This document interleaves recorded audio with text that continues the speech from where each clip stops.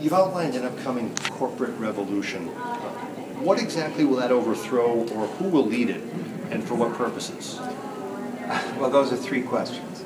So there is a revolution taking place in the deep structure and architecture of the corporation. It's really about how we orchestrate capability to innovate, to create goods and services, to engage with the rest of the world.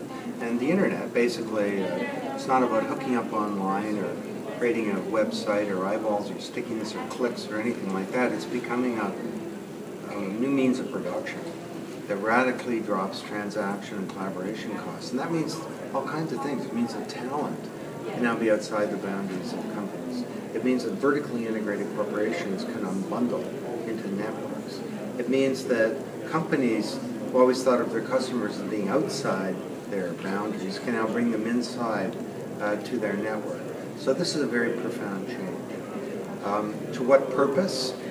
Well, we need to do this in order to innovate better. And innovation is the key of solving problems of our broken world. You know, Europe is not going to get out of the sovereign debt crisis unless it becomes an innovation engine, creating all kinds of new wealth and new jobs and new value for various stakeholders. As for who's going to lead it, it's being led by everybody, typically not from the top.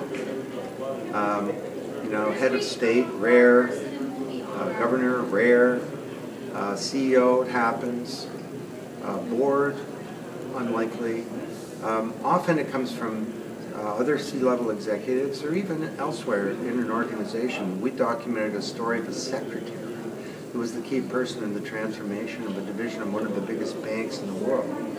And she had what it took to be a leader. Really, she willed it. So our whole model of leadership is changing. It's becoming a much more collaborative model as well. Don, is anybody at risk for being displaced in the new revolution? Massively. I mean, for 20 years I've been writing about disintermediation. And I argued that the dangers of being wiped out in the middle are actually less than the opportunity to create new value in the middle. But it's typically the leaders of the old middle that don't change, and they disappear. So, you know, I wrote about this 15 years ago in a book called The Digital Economy, 1995. Well, who are the travel agents today? They're not the old ones. They're the, you know, Expedia and Travelocity and OpenTable and Hotels.com and so on. But much bigger changes are underway because arguably, when you look around the world and the mess that we have today in our global economy, this is arguably the end of the industrial age. That's what's happening here. It's not some weird business cycle or the aftermath of some economic meltdown or financial services industry collapse. This is a turning point in human history where all of these old institutions had an old modus operandi: mass production, mass distribution, mass media, mass marketing, mass education. I love that one, right? I'm a teacher, I have knowledge, or a student, you don't. Get ready, here it comes.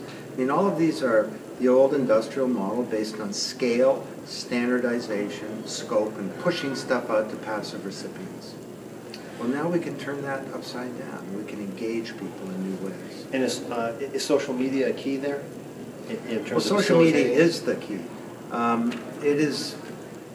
It's a new means of production. It's social networking is becoming social production, and it changes the way that we find talent. For example, to do all sorts of things. In my speech today, I'll be talking about a gold mining company that do social media to find gold, and in doing so, increase the value of their company from $90 million to $10 billion almost overnight. Okay. What kind of impacts might there be on the way business leaders network and connect and engage with one another? Do you see any implications for executive leaders in terms of how they relate to one another, how they communicate, how they engage with their organizations? Well, for sure, and it's within organizations, because electronic mail, thankfully, is now being displaced by these new collaborative platforms that are sort of enterprise, industrial strength social networks with wikis, blogs, microblogging, document creation tools, ideation tools, challenges, next generation project management tools.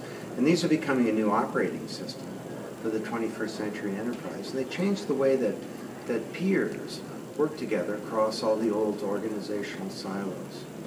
They also, as they extend out into the economy as a whole, are changing the way that executives from different companies and even different industries collaborate as well.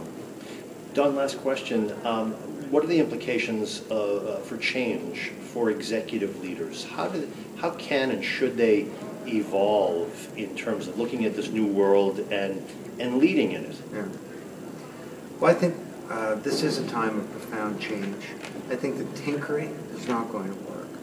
I mean, whole industries need to be rebuilt around this new model. Pharmaceuticals would be a great example. You know, they need to start sharing clinical trial data.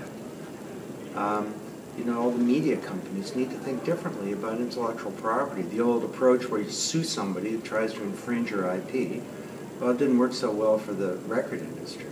You know, the industry that brought us Elvis and the Beatles is now collapsing. So newspapers, same thing. Healthcare, our old models of financial services, the core modus operandi of Wall Street almost brought down global capitalism. So leadership really is the key idea here.